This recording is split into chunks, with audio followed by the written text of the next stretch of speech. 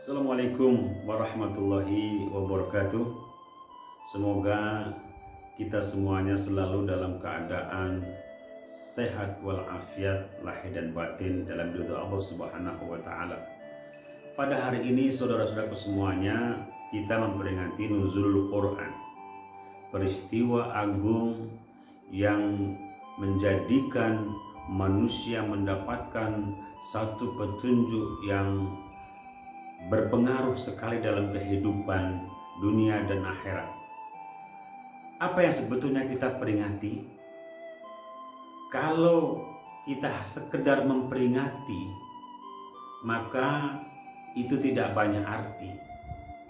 Namun dalam peringatan itu, kita harus mencoba memahami dan selanjutnya mengimplementasi peristiwa turunnya Al-Quran dari Allah ke Lauhul Mahfud, kemudian dari Lauhul Mahfud ke Samai Dunia, kemudian kepada Kanjeng Nabi Muhammad, itu sudah selesai.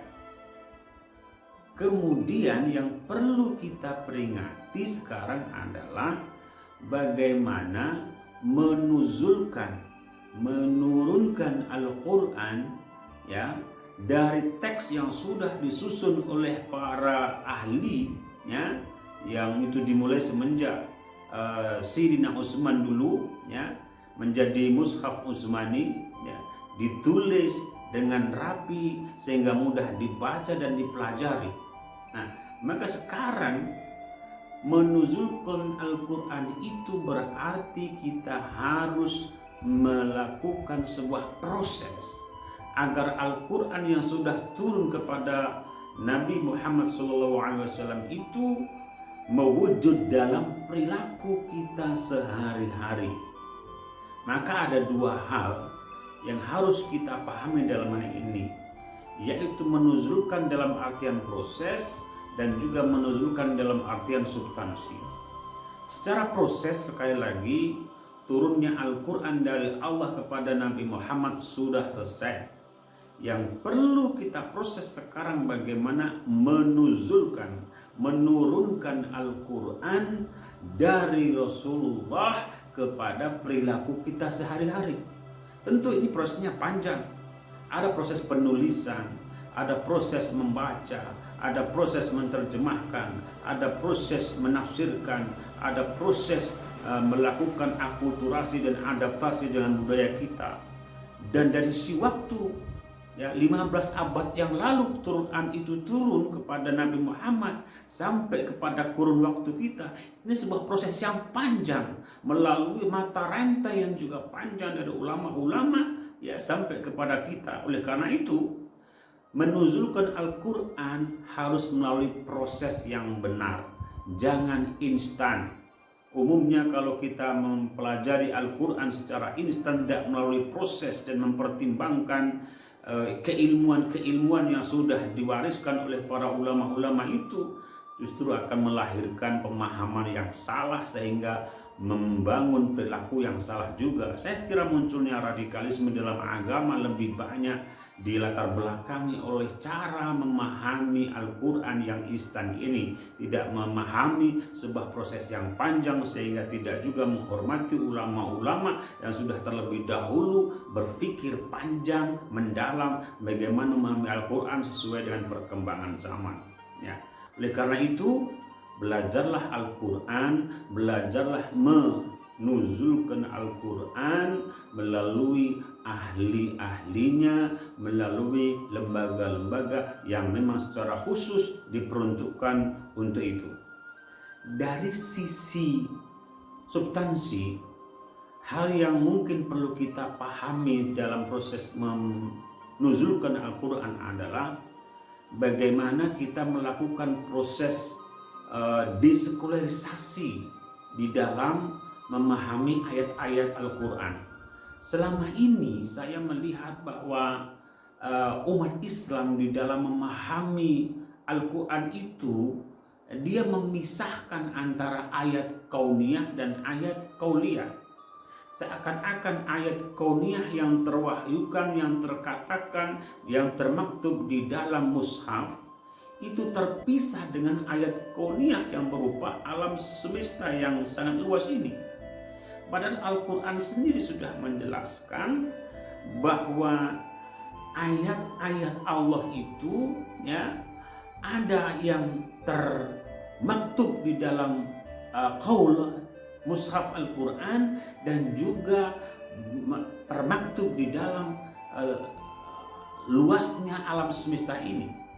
Oleh karena itu menurut saya ayat kauniyah dan qauliyah itu harus diintegrasikan. Al-Quran sendiri betapa banyak sekali menjelaskan ayat-ayat kauniyah. Bahkan proses kehidupan manusia dari alam arwah, alam rahim, alam dunia, dan bagaimana manusia harus bermuamalah satu dengan yang lainnya, bagaimana manusia memahami dirinya, sampai manusia harus mempersiapkan alam akhirat, ya, dan bagaimana kehidupan nanti hari itu semua ada, dan ini bagian dari ayat-ayat kauniyah.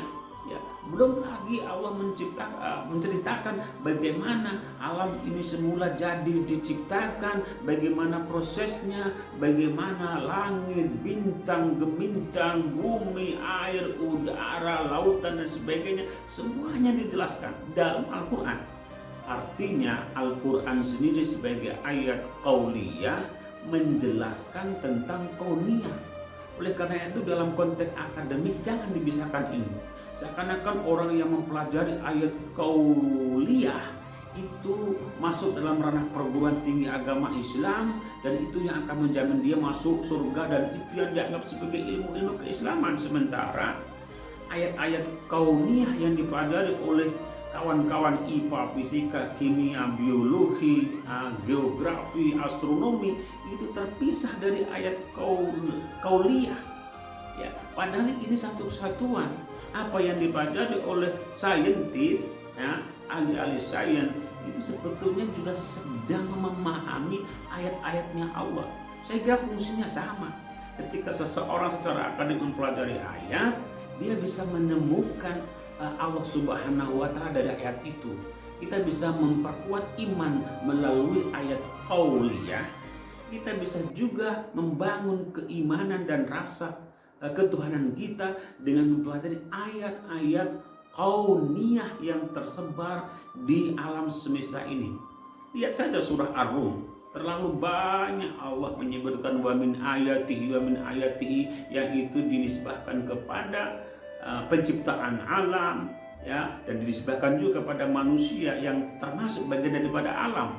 Ya, oleh karena itu secara substansi mari kita membangun sebuah pahaman bahwa ayat qauliyah dan kauniyah itu merupakan satu kesatuan, sehingga mempelajarinya harus saling berkomunikasi antara saintis yang mempelajari alam dan juga ahli-ahli agama Islam yang mempelajari Al-Quran, sehingga dengan demikian tidak akan terjadi sekularisasi atau pemisahan yang terlalu ketat, sehingga bahkan terjadi tensi antara saintis atau ahli ilmu pengetahuan alam dengan ilmu pengetahuan agama, karena alam bagian dari objek agama yang juga harus dipelajari sebagai satu kesatuan memahami Allah Subhanahu wa Ta'ala dalam kehidupan ini. Oleh karena itu sekali lagi nuzulul Quran secara substansi, mari hari ini kita bangun sebuah pemahaman bahwa ilmu-ilmu keislaman itu, ilmu-ilmu Qur'aniyah itu mencakup seluruh objek yang ada di alam semesta ini, ya, baik yang ada pada diri manusia, baik yang ada di alam semesta, dan juga termaktub di dalam ayat-ayat qauliyah atau dalam Al-Quran dan juga Al-Hadis.